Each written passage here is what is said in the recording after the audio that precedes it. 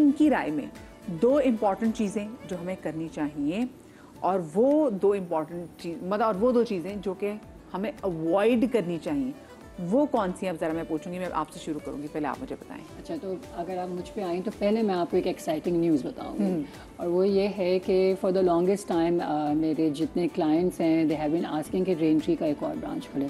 थोड़ा सा डाइवर्ट कर रही हूँ आपके क्वेश्चन से, we'll come to that. So I just wanted to let everybody know that I am super excited that we are opening another branch at Tipu Sultan, and it's going to be a beautiful place because एक घर के अंदर है, और जो रेनट्री का एक environment है ना, जहाँ आते ही साथ आपको सुकून मिलता है। वहाँ तो जो सिर्फ चिड़ियाओं की आवाज़ें हैं ना, इट्स सो अमेजिंग। सो इंशाल्लाह we are super excited about it. Now coming to your question, I think जो एक चीज़ कम्प्लीटली अवॉइड करनी चाहिए इज़ ब्लीच। ठीक है, I think bleach is very harmful for skin, और ये मैंने डे 1 से कहा है कि फेस पे कोई भी हार्श प्रोडक्ट लगाने से पहले 10 दफ़ा आप सोचें।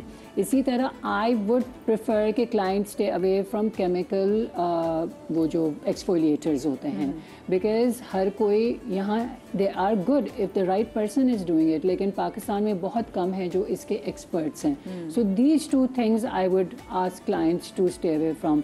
एंड क्या चीज़ ज़रूर करवानी है, एज वी ऑल सेड के फेशियल लग्जरी है, तो क्या फिर रह गया कि घर पे एक बहुत ही स्ट्रॉन्ग होम केयर रूटीन हो, जिसमें 2 तरीके की चीज़ें आनी चाहिए। एक इंटरनल कि आप खा पी क्या रही हैं, आपका स्लीप पैटर्न कैसा है, आप पानी कितना ले रही हैं, आप टेंशन कितना लेती हैं, आप स्ट्रेस कितना लेती हैं। So work on that, and then face care. So जो चीज़ रेजिमेंटेड आपके फेस केयर में होनी चाहिए है, इसके रात में आपने बहुत अच्छे से फेस क्लेंस किया है। If you are the type जो बहुत ज़्यादा मेकअप लगाता है या सन ब्लॉक और एक्सपोजर आउटसाइड ज़्यादा है, डबल क्लेंस कर लें आप। अच्छा, बहुत अच्छा वाला मॉइस्चराइज़र लगाएं। 1 a week या 2 a week स्किन को एक्सफोलिएट करें, विच मीन्स डेड स्किन उतारें। And of course the holy grail of it all is your sun block. आपने लगाना है सन ब्लॉक जरूर लगाना। अच्छा, शाजिया हमारे साथ कॉलर भी मौजूद है। अस्सलाम वालेकुम जी। अस्सलाम वालेकुम, कैसी हैं आप? ठीक है मज़ा? बिल्कुल ठीक है, अल्लाह का शुक्र। शाजिया, क्या पूछना चाहेंगी? पहले तो थैंक्स अ लॉट, और आपकी पूरी टीम को अस्सलाम वालेकुम, और जो आपके साथ सारे गेस्ट बैठे हैं उनको भी, और सबका थैंक्स, क्योंकि ये हमारे बहुत सारे प्रॉब्लम सॉल्व कर रहे हैं। बहुत शुक्रिया जी। और आप क्या पूछना चाहेंगी शाजिया? मैं इनसे ये पूछना चाहूँगी कि मेरे फेस पे ओपन पोर्स हो रहे हैं और दूसरा ब्राउन स्पॉट्स हो रहे हैं। हालांकि मैं सन ब्लॉक भी यूज़ करती हूँ और कोई फेशियल नहीं लेती, कॉलेज में जाके या फिर कुछ इस तरह से कोई मैंने स्किन ट्रीटमेंट भी नहीं करवाया, लेकिन मुझे ये प्रॉब्लम हो रही है। तो प्लीज़ उम्मीद से मुझे कुछ पूछ के बता दें कि मेरा ये प्रॉब्लम सॉर्ट आउट हो जाए। ठीक है। अच्छा, आप अपनी एज बताना चाहोगे? जी definitely, I am 33 years old। अच्छा ठीक है, हाँ जी।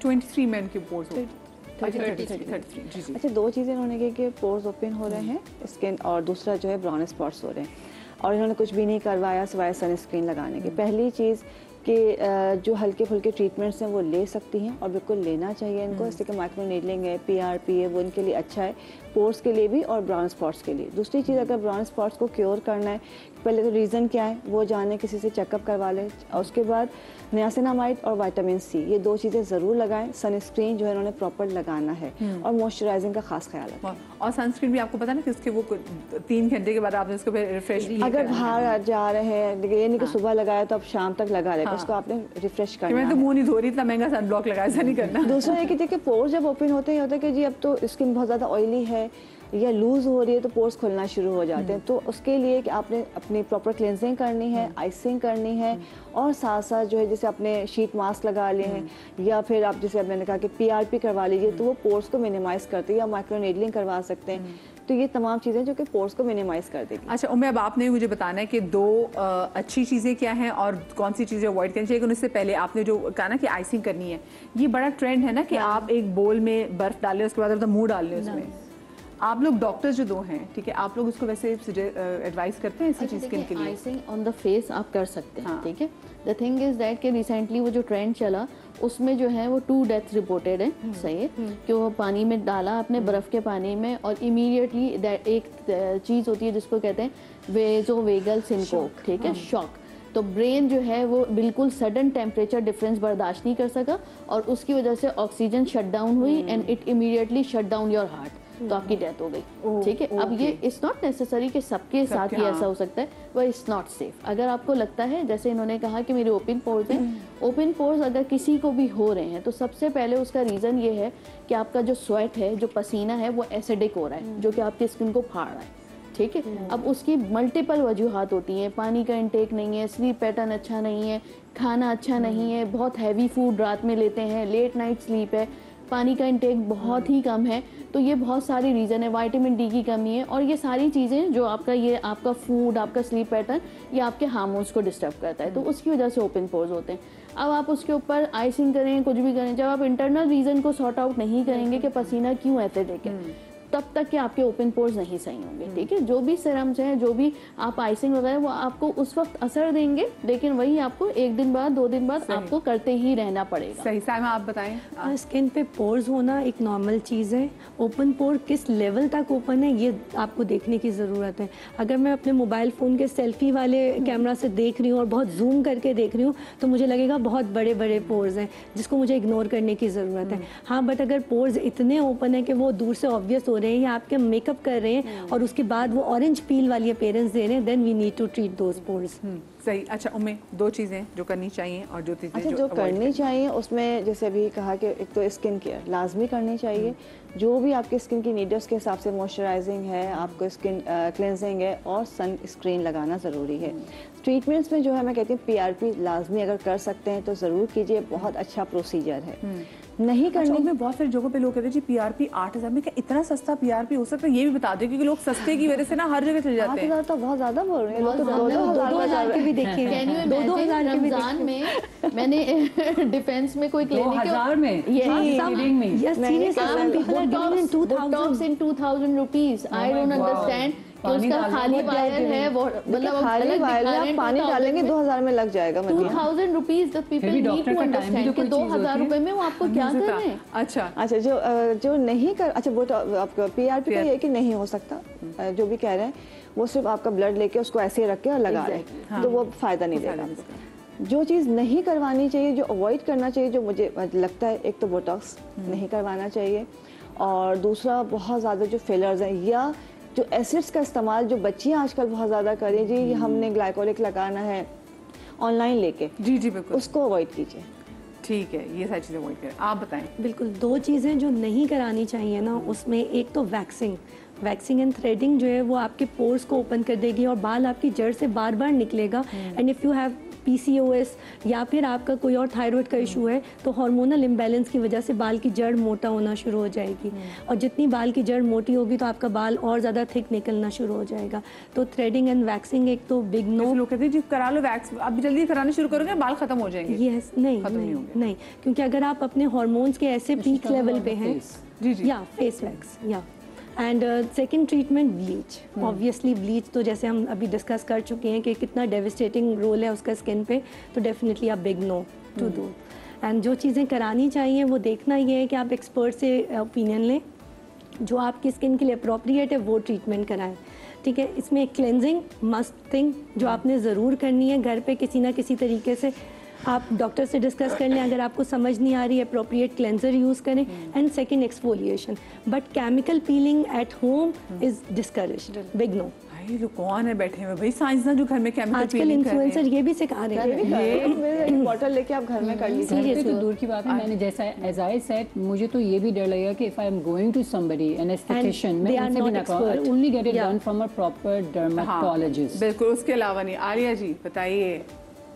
देखिए, सबसे पहले तो जो आप प्रोडक्ट्स यूज़ कर रहे हैं होम केयर के लिए, आपको नहीं समझ आती कि हमने कौन सा प्रोडक्ट लेना है। ठीक है, आपको अपनी स्किन का कभी नहीं पता होता। जैसे अब ये ब्राउन स्पॉट्स कह रही थी, ब्राउन स्पॉट्स बहुत सारे किस्म के होते हैं। किस किस्म के ब्राउन स्पॉट्स हैं हमने तो उनकी कॉल देखे बगैर सब कुछ बता दिया, बट वी डोंट नो वो फ्रेकल्स हैं, वो पिगमेंटेशन है, वो छाइयाँ हैं, वो पैचेस हैं, क्या है। सो एक जो क्लाइंट होता है उसको भी नहीं पता कि मेरी स्किन पे क्या है। तो I think the best is कि आप पहले अपनी स्किन एनालाइज कराएं। स्किन एनालिसिस के बाद फिर जो भी आपको प्रोडक्ट्स दिए जाएं वो आप यूज़ करें। सन ब्लॉक्स का जो है वो बिल्कुल है कि आपने 3-3 घंटे के बाद लगाना है, बट SPF 30 से ऊपर हमें नहीं जाना चाहिए। SPF 50, SPF 100, SPF 400 वो उनके केमिकल्स बढ़ते चले जाते हैं, इंग्रेडिएंट्स उनके और बढ़ते चले जाते हैं। हमारा मौसम ऐसा है, हमारा मज़हब ऐसा है कि हमने हर 3 घंटे के बाद नमाज तो पढ़नी है, वुज़ू हमने करना है, तो why not apply a sun block which is SPF 30, जिसकी अफादियत ही आपके मुंह पे 3 घंटे के लिए है। उसके बाद आप वुज़ू करें, अपना स्प्लैश ऑफ पानी करें और दोबारा सन ब्लॉक अप्लाई कर लें। आपकी स्किन सेफ भी रहेगी, आपकी धूप से सारा कुछ होगा। और दूसरा ये कि हाँ, and then you have to change your products according to the weather. सर्दियाँ ख़त्म हुई हैं तो अब गर्मियों का सामान आएगा ना। आप सर्दियों का होम केयर रूटीन गर्मियों में यूज़ नहीं कर सकते, तो वो आपको एकदम चेंज करना पड़ता है। फिर अकॉर्डिंगली हम एवरी ईयर वे ग्रोइंग ओल्डर, राइट, तो हमारे प्रोडक्ट्स भी चेंज होना शुरू हो जाते हैं। तो हमें उसके मुताबिक अपने प्रोडक्ट्स लेने हैं, हमें सीरम्स इंड्यूस करने हैं, हमें एक्सफोलिएशंस करनी है, हमें जो भी करना है। सो ये होम केयर में सबसे ज़रूरी है कि स्किन एनालिसिस हो, सन ब्लॉक SPF 30 से ज़्यादा ना हो, 3-3 घंटे के बाद लगाएं। कुछ लोग कहते हैं कि जी मैं तो लगाती नहीं सन ब्लॉक। सन ब्लॉक आपके अपने लिए अच्छा है, नहीं मेरे घर मैं तो निकलती नहीं बाहर।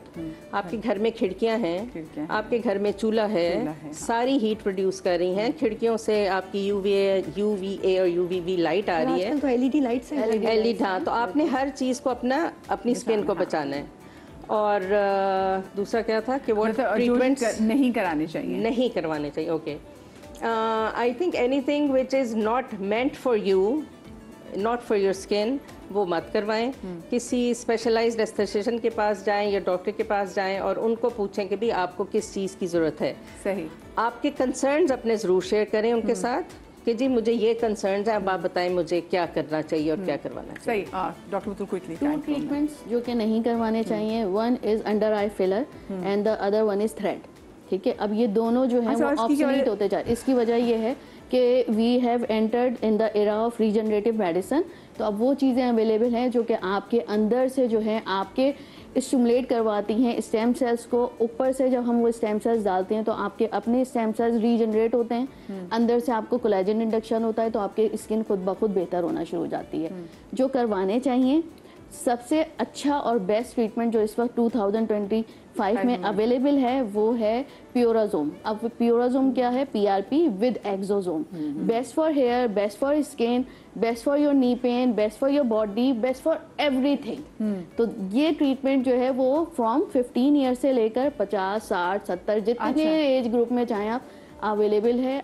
बेस्ट ट्रीटमेंट होता है, थोड़ा सा एक्सपेंसिव ज़रूर है, नो हार्म एट ऑल। आपकी अपनी बॉडी आपकी अपनी चीजें अच्छी प्रोड्यूस करेगी और आपको फायदा होगा। क्या बात है, थैंक यू सो मच, आप सबको बहुत शुक्रिया।